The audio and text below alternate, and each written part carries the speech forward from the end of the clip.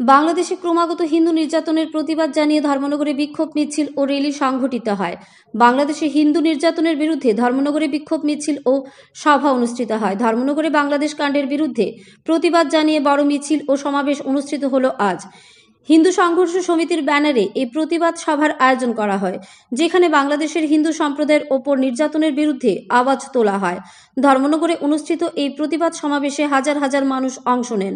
বক্তারা বলেন, বাংলাদেশের সাম্প্রতিক সময়ে হিন্দু সম্প্রদায়ের ওপর অত্যাচার ও নির্যাতন বেড়ে যাওয়ায় তার তীব্র নিন্দা জানানো প্রয়োজন। ঐক্যবদ্ধভাবে প্রতিবাদকারীরা বাংলাদেশ সরকারের প্রতি আহ্বান জানিয়ে বলেন, হিন্দু সম্প্রদায়ের নিরাপত্তা ও অধিকার নিশ্চিত করতে হবে।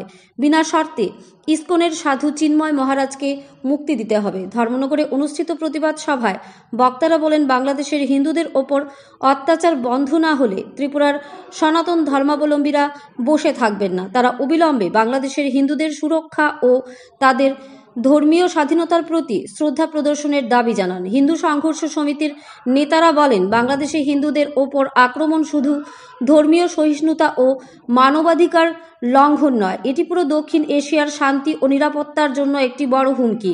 আমাদের দাবি, বাংলাদেশ সরকার যেন কঠোর পদক্ষেপ নেন এবং হিন্দুদের নিরাপত্তা নিশ্চিত করেন। এই প্রতিবাদ সমাবেশগুলো শুধু বাংলাদেশের হিন্দুদের প্রতি সংহতি প্রদর্শনী নয়, বরং আন্তর্জাতিক মহলে মানবাধিকার রক্ষার জন্য এক গুরুত্বপূর্ণ বার্তা। প্রতিবাদকারীরা আশা প্রকাশ করেন, এ ধরনের আন্দোলন বাংলাদেশের হিন্দু সম্প্রদায়ের অধিকার পুনঃপ্রতিষ্ঠিত করবে। এদিকে বাংলাদেশের কাণ্ডের প্রতিবাদ জানিয়ে আরও অনেক জায়গায় সমাবেশ হতে পারে বলে জানাও গেছে। ধর্মনগর থেকে নিজস্ব প্রতিনিধির রিপোর্ট, আরি, ধর্মনগর। কাউকে গালিগালাজ নাই, কিন্তু তারা এইভাবে উনাকে মিথ্যা মামলায় উনারা ফাঁসি দিয়েছে। আজকে উনাকে গ্রেপ্তার করা হলো এই 26 নভেম্বর। আজ উনি জেলে আছেন। বন্ধুরা, আমরা আফগানিস্তান থেকে ফেলে এসেছি, আমরা কাশ্মীর থেকে আমরা এসে গেছি। কাশ্মীর আজ হিন্দু নেই। আমরা পাকিস্তান থেকে চলে এসেছি, আমরা বাংলাদেশেও থাকতে পারছি না। আমরা যাব কোথায়? আপনাদের কাছে প্রশ্ন, আমাদের যাওয়ার রাস্তা কোথায়? এই যে মেহনত করে 5 তলা 20 তলা বিল্ডিং বানাচ্ছেন, সেটা বুক করতে পারবেন কি? বাংলাদেশে তো আজকে ঘর থেকে টেনে টেনে আর হত্যা করা হচ্ছে। ওরা তো হিন্দু সংগঠন না করে শুধু সারা জীবন নিজের জন্য করেছে। আজ তারা 5 তলা 10 তলা বিল্ডিং বানিয়েছিল পরবর্তী জেনারেশনের জন্য, কিন্তু আজকে তার অবস্থাটা কি চিন্তা করতে হবে। আমি আরেকটা প্রশ্ন করব, এই ভারতবর্ষে বিরোধী অনেক রাজনৈতিক দল আছে, কোনো কিছু বললেই তারা রাস্তায় নেমে যায়। আজকে লাখ লাখ হিন্দু মরে যাচ্ছে, তাদের আন্দোলন কোথায়? তারা কোথায় আছে? তারা কোথায়? তাদের ভূমিকা কোথায়?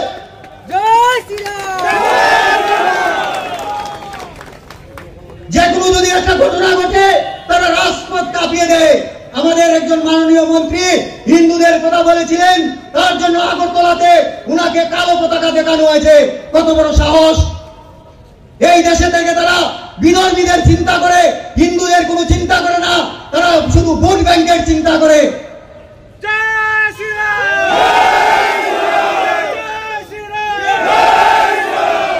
আপনাদের চিন্তা করতে হবে, সময় এসেছে।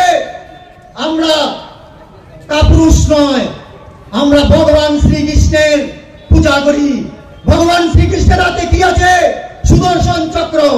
মনে রাখবেন, আমরা ভগবান কালীর পূজা করি। কালীর হাতে কি আছে? খড়গ।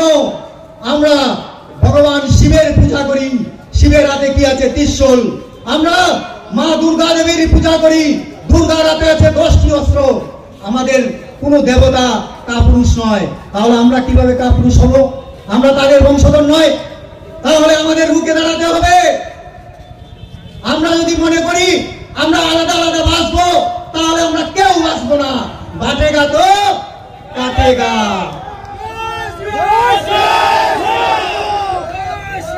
তাই বলছি, আজকে হিন্দুরা শপথ করো, যতদিন না একতা হচ্ছে, আমরা কাশ্মীর থেকে কন্যাকুমারী, গান্ধার থেকে ব্রহ্মদেশ, ভারতবর্ষের উত্তর থেকে দক্ষিণ, এই আন্দোলনকে আমরা নিয়ে যাব।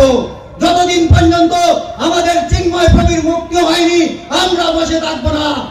আমরা এদেরকে দেখিয়ে দেব, ওরা আমাদেরকে একটাকে মারবে, আমরা প্রয়োজনে বাংলাদেশ ঢুকে মৌলবাদীদের দেব। অনেক হয়েছে, আর নয়। তাই আমি আপনাদেরকে আরো একটা কথা বলে দিতে চাই, কুম্ভকর্ণের মতো ঘুমিয়ে থাকবেন না, কুম্ভকর্ণের মতো ঘুমিয়ে থাকবেন না, একটু সজাগ হন। অনেক হয়েছে, আর কোথায় যাবেন? এই ধর্মনগরে আপনারা একটা লীলা দেখে গেছেন। আর যে জায়গাতে হিন্দুরা বেশি তাদের দাদাগিরি, তারা বলছে আমাদের এখানে নিরাপত্তায় আছি। আরে ভাই, ওরা সংগঠিত, তোমরা অসংগঠিত। তোমাদের মধ্যে সংগঠন আছে কি? একমাত্র রাষ্ট্রীয় স্বয়ংসেবক সংঘ, পরম পূজনীয় ডাক্তারজি আজকে থেকে 1925 খ্রিস্টাব্দে 99 বছর আগে মহারাষ্ট্রের নাগপুরে একটা সংগঠন তৈরি করে গেছেন, যে সংগঠনটার নাম দিয়েছেন রাষ্ট্রীয় স্বয়ংসেবক সংগঠন। কেন দিয়েছিলেন?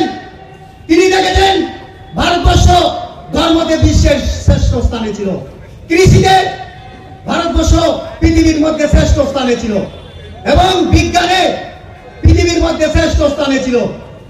সমস্ত গীতা, রামায়ণ, মহাভারত,